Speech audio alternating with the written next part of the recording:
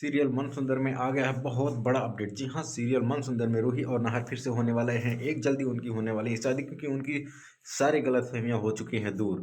जैसा कि आप सभी जानते हैं कि शीतल दादी और रूही की दादी मिलकर के कितनी बड़ी साजिश रची थी और किस तरह से स्पर्श, नाहर, रूही तीनों को गुमराह करके आपस में गलतफहमियां पैदा की जा रही थी और वो तीनों गलत ट्रैक पे आ गए थे। तीनों के मन में इतनी गलतफहमियां भर दी गई थी कि उनको वही समझ में आ रहा था जो उनको दिखाया जा रहा था, जो उनको बताया जा रहा था, जो उनको समझाया जा रहा था।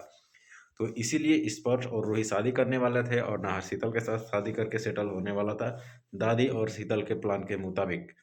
लेकिन अब कहानी में ऐसा ट्विस्ट आने वाला है कि आप लोग देखेंगे, स्पर्श और रूही की शादी नहीं होगी, शीतल और नाहर की शादी नहीं होगी, बल्कि नाहर और रूही की शादी होगी और स्पर्श तो अपनी गर्लफ्रेंड से ही शादी करेगा जो उसकी पहले से गर्लफ्रेंड है।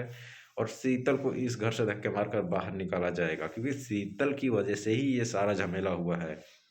शीतल की वजह से रूही और नाहर अलग हुए, स्पर्श को इस घर में लाया गया, तो उसको गलत तरीके से समझाया गया कि रूही उससे प्यार करती है, रूही उससे शादी करना चाहती है, इतना ख्याल रखती है, रूही को स्पर्श की ज़रूरत है। दादी ने ऐसा स्पर्श को कहा और सोनी भी यहाँ पर मिली हुई थी।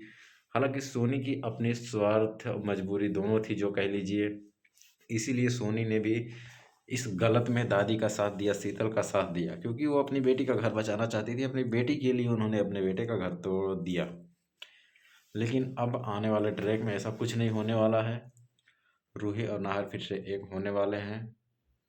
स्पर्श अपने जगह पे वापस जाने वाला है और शीतल को धक्के मारकर घर से बाहर निकाला जाएगा। जी हाँ दोस्तों, सीरियल मन सुंदर का ट्रैक कुछ इंटरेस्टिंग होने वाला है। तो आने वाले ट्रैक को देखने के लिए चैनल को सब्सक्राइब कर लीजिए।